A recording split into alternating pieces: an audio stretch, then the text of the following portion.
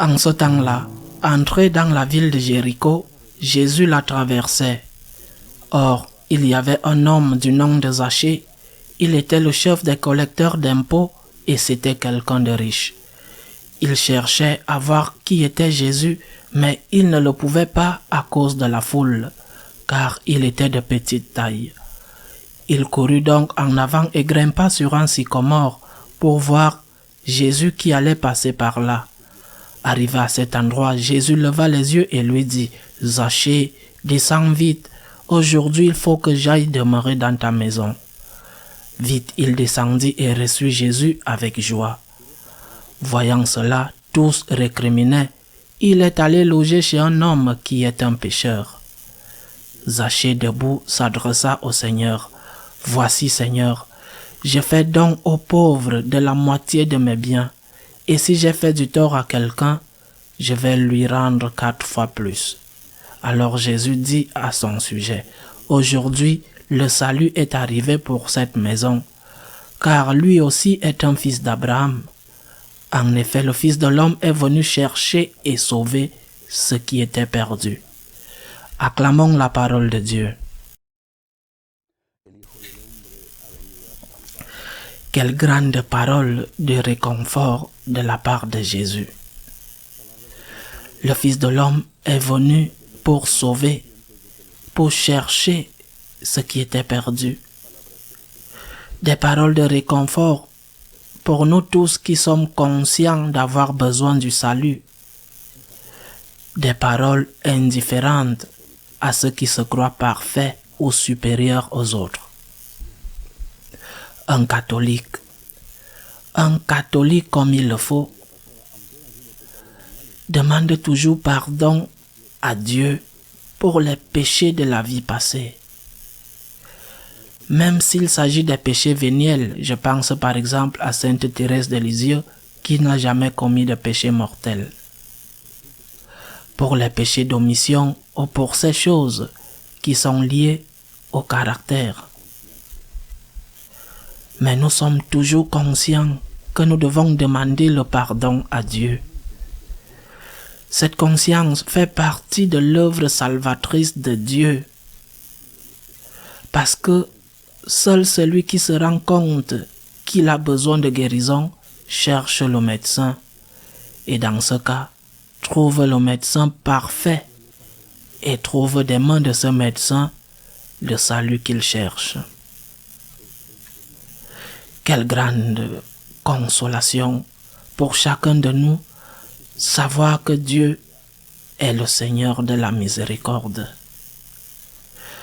Mais ce Seigneur de la miséricorde, ce Dieu, amour infini, ce Dieu que nous ne méritons pas et que personne n'a le droit de recevoir autant de choses de lui, personne, que tout est don et que tout est grâce, parce que son amour n'est ni justifié ni motivé par aucune de nos bonnes actions ou par aucun de nos mérites, sinon parce qu'il nous aime, c'est pourquoi il nous a créés, et parce qu'il nous aime, il nous a rachetés. Mais cet amour immense et infini est un amour de guérison.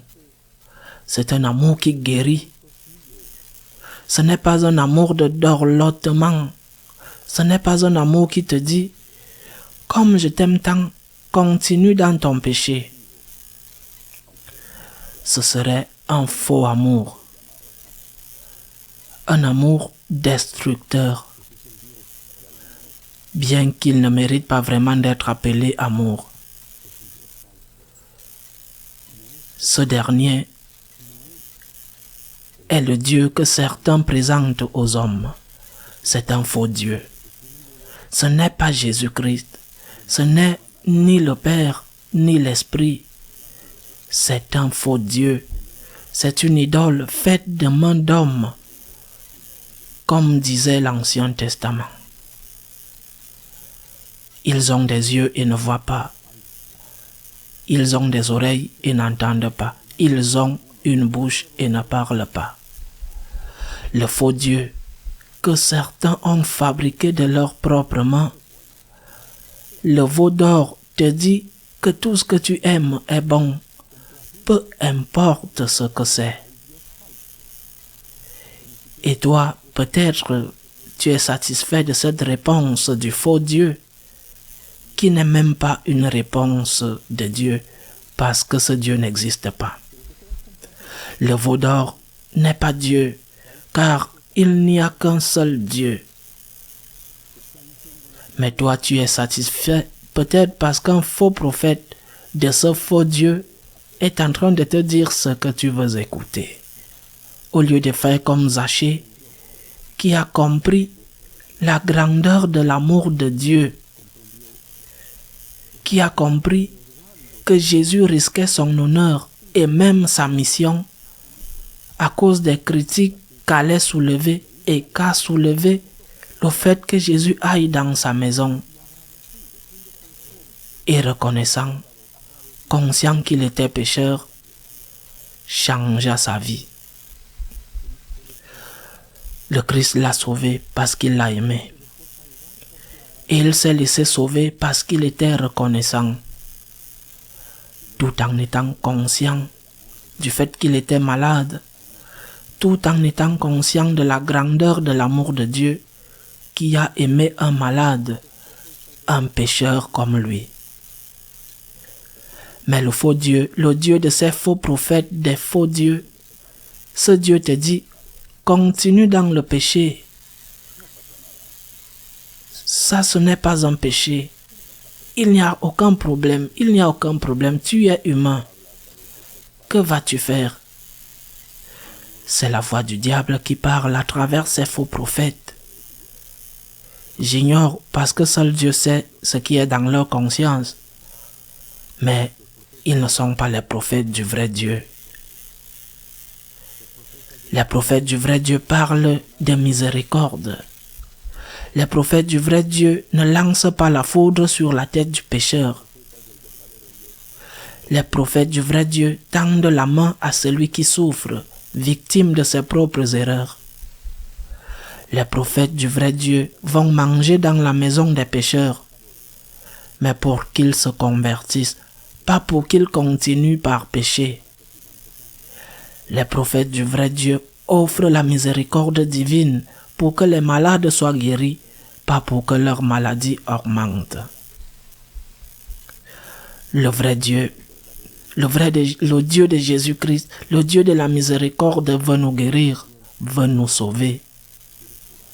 Il ne veut pas que nous continuions par être malades. Il ne veut pas que nous restions dans le péché qui nous fait du mal et qui fait du mal aux autres. Tirons profit du passage de Dieu dans notre vie.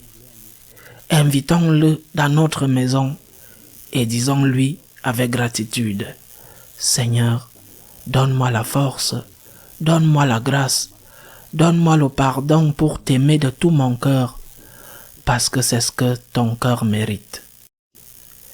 Ainsi soit-il.